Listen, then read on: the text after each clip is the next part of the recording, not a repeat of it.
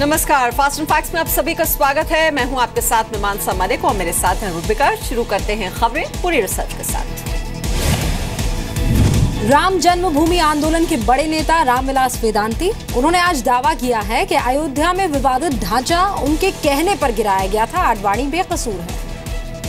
BJP के पूर्व सांसद और राम जन्मभूमि न्यास के सदस्य डॉक्टर रामविलास वेदांती ने फैजाबाद में प्रेस कॉन्फ्रेंस करके कई दावे किए। वेदांती ने कहा कि भीड़ को ढांचा तोड़ने के लिए अशोक सिंघल और महंत अवैधनाथ ने उकसाया था। वेदांती के मुताबिक लाल कृष्ण आडवाणी और मुरली मनोहर जोशी तो लोगों को गुंबद से नीचे उतर जाने की अपील कर रहे थे। खंडहर मंदिर को तोड़ने का मुकदमा लगता तो हम स्वीकार करते, हाँ हमने तोड़ा, फिर भी मैं आज भी स्वीकार करता हूँ मैंने तोड़ा, तुड़वाया। यदि इसके लिए फांसी की सजा होती है, जेल होता है, कारागार होता है, तो जेल की सजा भोगने के लिए तैयार हूँ, कारागार में जाने के लिए तैयार हूँ, फांसी पर लटकने के लिए तैयार हूँ। लेकिन जब तक जिंदा रहूँगा तब तक यही कहूँगा कि मैंने उस खंडहर को तोड़ा और तुड़वाया और ललकार के तुड़वाया। इसी बीच आरएसएस से जुड़े मुस्लिम राष्ट्रीय मंच के 50 से ज्यादा लोग एक ट्रक में ईंटें लेकर अयोध्या पहुंचे। मंच के लोगों ने कहा कि मंदिर निर्माण के लिए देश के मुस्लिमों को खुद पहल करके मिसाल पेश करनी चाहिए।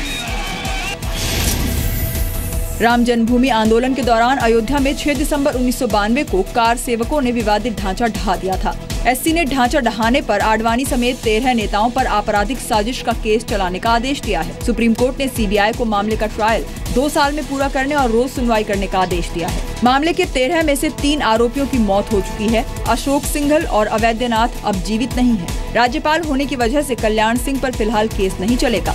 पद से हटने पर आरोप तय होंगे।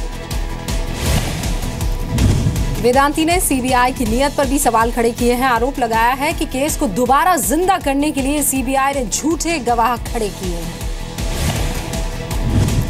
कश्मीरियों की सुरक्षा के लिए गृह मंत्रालय ने सभी राज्यों को एडवाइजरी जारी की है। इस बीच पीएम मोदी ने आज कश्मीर के पत्थरबाजों पर बड़ा निशाना साधा। कश्मीर के अंदर बाढ़ आती है और जब फौज के लोग किसी की भी जिंदगी बचाने के लिए अपनी जान की बाजी लगा देते हैं तो वही लोग उनके लिए ताली भी बजा देते हैं, भले बाद में पत्थर मारते हो।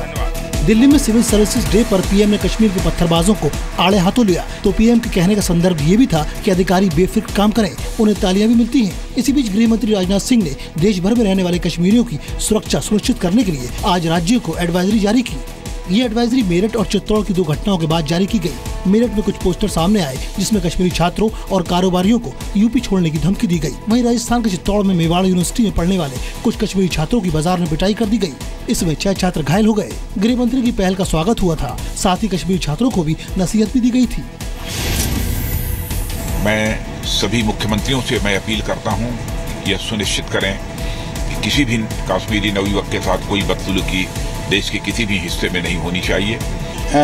राजनाथ सिंह जी होम मिनिस्टर हिंदुस्तान के, और जो उन्होंने ये स्टेटमेंट दिया है ये काबिल तारीफ है। और मैं जम्मू कश्मीर पैंथर्स पार्टी का एक चीफ पैट्रन होने के नाते भी इस ट्वीट का वेलकम करता हूँ। गृह मंत्री जी की कड़ी निंदा उचित है और उनकी चेतावनी भी उचित है, लेकिन ये भी उचित होगा कि कश्मीर के नागरिक कश्मीर में या कश्मीर के बाहर शांतिप्रिय रहें, कानून का उल्लंघन न करें। मेरठ के पोस्टर और चित्तौड़गढ़ की मारपीट पर केस दर्ज कर जांच शुरू कर दी गई है। गृह मंत्रालय ने सभी राज्यों को कश्मीरी छात्रों से बदसलूकी करने वालों पर कड़ी कार्रवाई के निर्देश दिए हैं। एडवाइजरी में कहा गया है कि कश्मीरी लोग भी भारत के ही नागरिक हैं, उन्हें अपना भाई समझें। गृह मंत्रालय ने कहा है कि देश के विकास में कश्मीरियों का भी उतना ही योगदान है जितना बाकी राज्यों का है। चित्तौड़गढ़ की मेवाड़ यूनिवर्सिटी में कश्मीर के करीब 1100 छात्र अलग अलग कोर्सेज में पढ़ाई कर रहे हैं। तो योगी सरकार ने वीआईपी कल्चर के खिलाफ पीएम मोदी के फैसले से 10 दिन पहले ही पूरे यूपी में लाल और नीली बत्तियों के इस्तेमाल पर रोक लगा दी है। मुख्यमंत्री योगी आदित्यनाथ ने विभागों की प्रेजेंटेशन देखने के लिए बुलाई गई बैठक के बाद पीएम मोदी के फैसले को आज से लागू करने का फरमान जारी कर दिया है। सीएम योगी और यूपी के मुख्य सचिव की गाड़ी से भी लाल बत्ती हटा दी गई है। आदेश की अनदेखी करने वालों को एक्शन की चेतावनी दी गई है। योगी के फरमान का असर तुरंत दिखने लगा। वाराणसी में एसएसपी ने लाल बत्ती लगी जिला पंचायत अध्यक्ष की गाड़ी का चालान काट दिया, लेकिन ललितपुर में अफसर लिखित आदेश के इंतजार में दिखे। डीएम की गाड़ी बत्ती लगी हुई नजर आई। सीएम योगी ने अखिलेश सरकार के कई फैसलों की जांच के भी आदेश दे दिए हैं। सीएम योगी ने 6 लेन वाले आगरा लखनऊ एक्सप्रेसवे की जांच के आदेश दिए हैं। 10 जिलों के डीएम से एक्सप्रेसवे के लिए दिए गए 150 करोड़ रुपए और एडवांस दिए गए 470 करोड़ रुपए वापस मांगे हैं। एक्सप्रेसवे बनाए जाने के दौरान लैंड यूज को गलत तरीके से बदले जाने का आरोप लगा है। आरोप है कि पिछली सरकार में ऐसे लोगों को भी यश भारती सम्मान दिया गया जो उसके काबिल नहीं है। योगी सरकार लखनऊ में अखिलेश के dream project Gomti river front और वाराणसी में वरुणा कॉरिडोर प्रोजेक्ट की जांच के आदेश पहले ही दे चुकी है। योगी सरकार का एक्शन अब मुलायम सिंह पर भी दिखाई दिया है, जिन्हें बिजली विभाग ने 4 लाख का बिल थमा दिया है। इटावा के सिविल लाइंस में समाजवादी पार्टी संरक्षक मुलायम सिंह यादव के बंगले पर बिजली विभाग ने बिजली गिरा दी। बिजली विभाग की टीम ने मुलायम सिंह को नोटिस थमाया कि बिजली बिल के बकाया 4,10,665 रुपए का पेमेंट करे, वरना कनेक्शन काट दिया जाएगा। विभाग ने बंगले का 5 किलोवाट का मीटर भी हटा दिया और उसकी जगह 40 किलोवाट का मीटर लगा दिया। विभाग का कहना है कि बंगले में लिफ्ट भी है और एसी प्लांट भी, इस लिहाज से बिजली का लोड 40 किलोवाट बनता है। समाजवादी नेता नरेश अग्रवाल ने इस आरोप से इनकार किया कि मुलायम मुफ्त की बिजली के मजे ले रहे थे। उनका 5 किलोवाट का पहला सर्किट था, तो उनका लोड एक्सटेंड हुआ है, तो 5 से 40 है, तो उच्च क्षमता का मीटर लगाने के लिए हम गए थे। नेताओं के घर मिलाते हैं, नेता जमा करते हैं, कोई बाकायदार नहीं हूँ। और मैं तो कहूँगा पावर कॉर्पोरेशन उत्तर प्रदेश का बड़े 100 बाकायदारों की लिस्ट अगर जारी कर दे तो सर से ज़्यादा सरकारी संस्थान ही इसमें निकलेंगे, नेता नहीं निकलेंगे।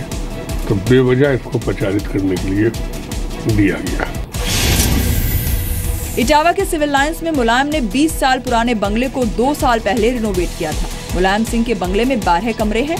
बंगले में एसी प्लांट लगा हुआ है, साथ ही लिफ्ट भी है। बंगले में मुलायम के सुरक्षा गार्डों समेत करीब 15 लोगों का सिक्योरिटी स्टाफ भी रहता है। मुलायम को बिजली का बकाया बिल भरने के लिए 30 अप्रैल तक का वक्त दिया गया है।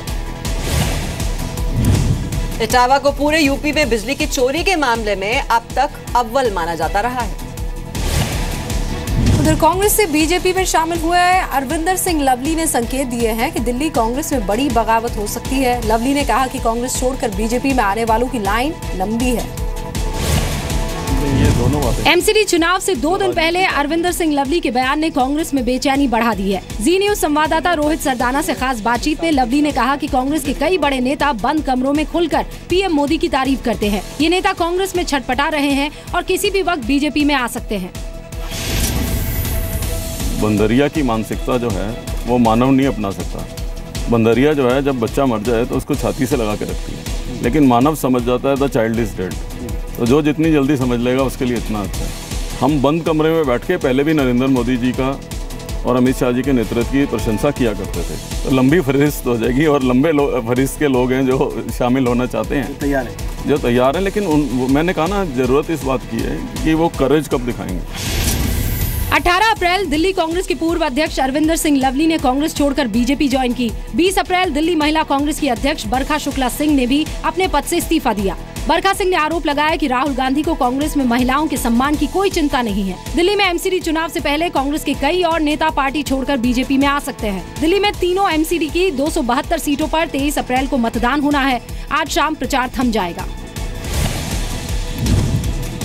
रोहित सरदाना की अरविंदर सिंह लवली से ये पूरी बातचीत जी न्यूज पर आप देख सकते हैं 4:30 बजे। पीएम मोदी ने देश के आईएएस अफसरों को कहा है कि सोशल मीडिया पर सरकार का प्रचार करें और खुद के प्रचार से बचें। 11वें सिविल सर्विसेज डे पर पीएम मोदी आईएएस अफसरों के बीच पूरे 45 मिनट बोले। पीएम ने कहा कि आईएएस अफसर सबसे बेहतर हैं, तो उनसे नतीजे भी सबसे बेहतर देने की उम्मीद है। मोदी ने सीनियर अफसरों से कहा कि अपने अनुभव को बोझ ना बनने दे, नए अफसरों पर भी जिम्मेदारी ट्रांसफर करें। मैं सोशल मीडिया की ताकत को पहचानने वाला इंसान हूं, उसके महत्व को समझने वाला इंसान। लेकिन व्यवस्थाओं का विकास अगर उसके माध्यम से होता है और ये व्यवस्थाओं को जनता जनार्दन से जोड़ने के लिए काम आता है, तब तो उसका उपयोग है।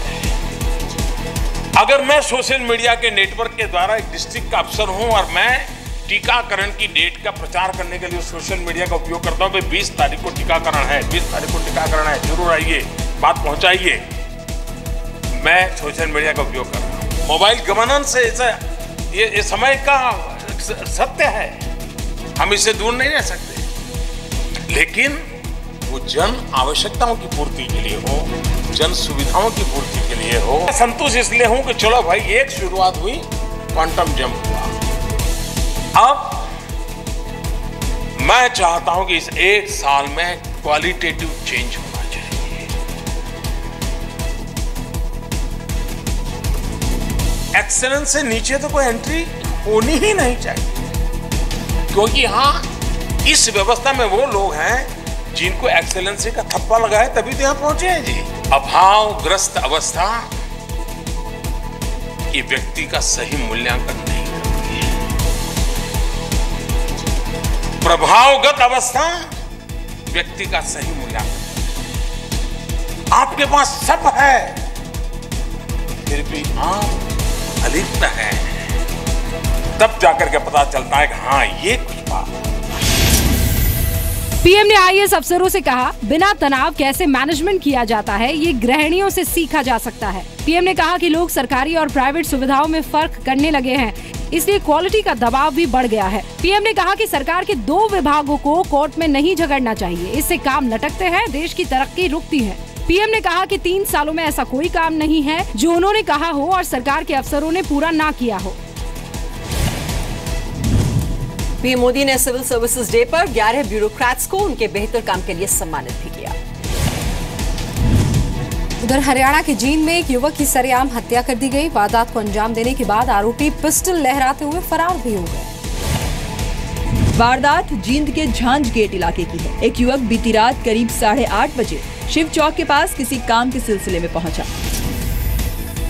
इसी दौरान बाइक पर आए बदमाशों ने भीड़ के सामने युवक को घसीटा, उसकी लात घूंसों से पिटाई की। इसके बाद उस पर 30 सेकंड के अंदर एक के बाद एक 5 गोलियां दाग दी। बदमाश इतने बेखौफ थे कि युवक के गिरने के बाद उन्होंने उसके सीने पर पैर रखा और कनपट्टी पर आखिरी गोली मारी। युवक की मौके पर ही मौत हो गई। हत्या की पूरी वारदात चौक पर लगे सीसीटीवी में रिकॉर्ड हो गई। पुलिस सीसीटीवी फुटेज की मदद से आरोपियों की तलाश कर रही है। हरियाणा के सीएम मनोहर लाल ने भी मामले की जाँच का भरोसा दिया है। घटना की जानकारी लेने के बाद उसके ऊपर संज्ञान लिया जाएगा। घटना तो सीसीटीवी ये देख रहे हैं फुटेज, उसमें कोई पता चलता है तो अब तक कोई क्लियर हुआ नहीं है। देख रहे हैं सीसीटीवी, उसमें कोई आता है। अगर मर्डर हुआ है तो रंजिश ही है, बाकी परिवार वालों से मिलते हैं, पूछते हैं उनसे। जींद के बड़ी बस्ती इलाके का रहने वाला 20 साल का लकी 3 बहनों का अकेला भाई था। पुलिस लकी को सिविल अस्पताल लेकर आई, जहां डॉक्टरों ने उसे मृत घोषित कर दिया। पीड़ित परिवार की शिकायत पर अज्ञात लोगों के खिलाफ हत्या का मामला दर्ज किया गया है। वैसे शुरुआती जांच के बाद पुलिस ने हत्या के पीछे आपसी रंजिश का अंदेशा जताया है।